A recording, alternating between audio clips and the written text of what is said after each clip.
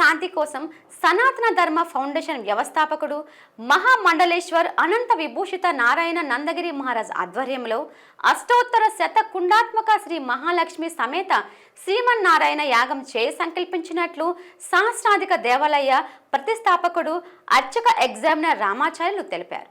Ramakrishna beach Kalimata ఆలయం వెనుక APIIC గ్రౌండ్స్లో రేజెటి శ్రీ రామాచార్యులు సారథ్యంలో యాగశాల నిర్మాణానికి భూమి పూజ చేశారు.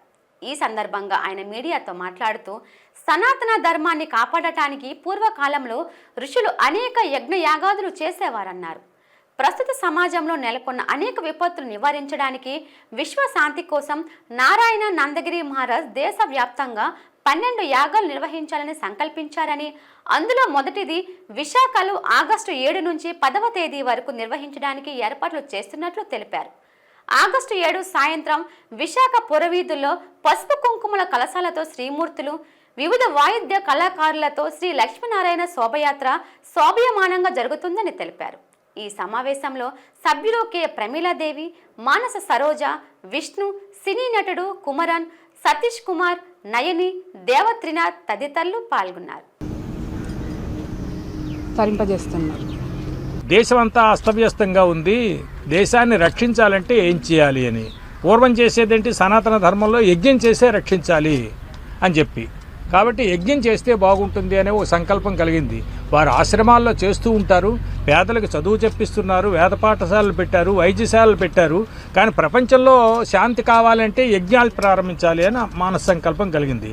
దీర్ఘశ్రవణ సత్రయాగం అని 12 సంవత్సరాలు యజ్ఞం చేసేవారు పూర్వం. స్వామి సంకల్పం ఏంటంటే 12 దగ్గరలో యజ్ఞం చేద్దాం పోని వరుసగాను అని వారికి సంకల్పం కలిగింది. దీనివల్ల లోకశాంతి కలుగుతుంది, ధర్మం రక్షింపబడుతుంది అనేటువంటి భావనతోటి వారు ఏర్పాటు చేశారు. ఆయన మహానుభావుడు మహామండలేశ్వర్ అనంత విభూషిత నారాయణానందగిరి మహారాజు గారు. వారు ఏర్పాటు సామాన్యమైనటువంటిది కాదు. వారి వల్ల మనందరం తరిస్తున్నాం. అజ్ఞానతనముచే ఆవృతంపైన ఒక్కనే అంతరంగ మార్గంబునందు విజ్ఞాన భాస్కరావిర్భూత కిరణంబు నుండేని నూపుదేని నాదు జన్మంబు ధన్యము గాది వసుదానే ఆ స్వామి సంకల్పం చేసి మొట్టమొదట యజ్ఞాన్ని విశాఖపట్నంలోనే చేయాలని వారి సంకల్పం కలిగింది. అది మన భాగ్యం. కాబట్టి ఈ యజ్ఞం 3 రోజులు జరుగుతుంది.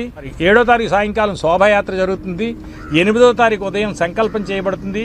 108 హోమగుండాల్లోని కూడా ఆ శ్రీమన్నారాయణమూర్తి యొక్క 108 నామాలతోటి 108 హోమగుండాలు, 108 హోమగుండాల్లోని 125 మంది పండితుల చేత యజ్ఞ కార్యక్రమం 8వ తారీఖు, 9వ తారీఖు, 10వ తారీఖున మహాపూర్ణావతి మహోత్సవం ఉంటుంది. సాయంకాలం లోకశాంతి కోసం అని చెప్పి లక్ష్మీనారాయణ శాంతి కళ్యాణం కూడా జరిపిస్తారు. మరి మహాపూర్ణావతిలోని లోక కళ్యాణం జరిగేటువంటి కళ్యాణంలోని తర్వాత ఈ యజ్ఞంలోని ప్రతి ఒక్కరు కూడా పాల్గొన్నట్లయితే మన ఇంట్లో సుఖశాంతులు ఉంటాయి. దానికోసం పెట్టబడినే తప్ప వారి గోత్రనామాలతోటి వారి అభివృద్ధి చెందాలని ఎక్కడా ఇందులో చెప్పలేదు. మన కోసం పెట్టారు కాబట్టి తెలిసిన ప్రతి ఒక్కరు కూడా ఒక్కసారి అన్వయించి శ్రవణం, మననం, ఆచరణం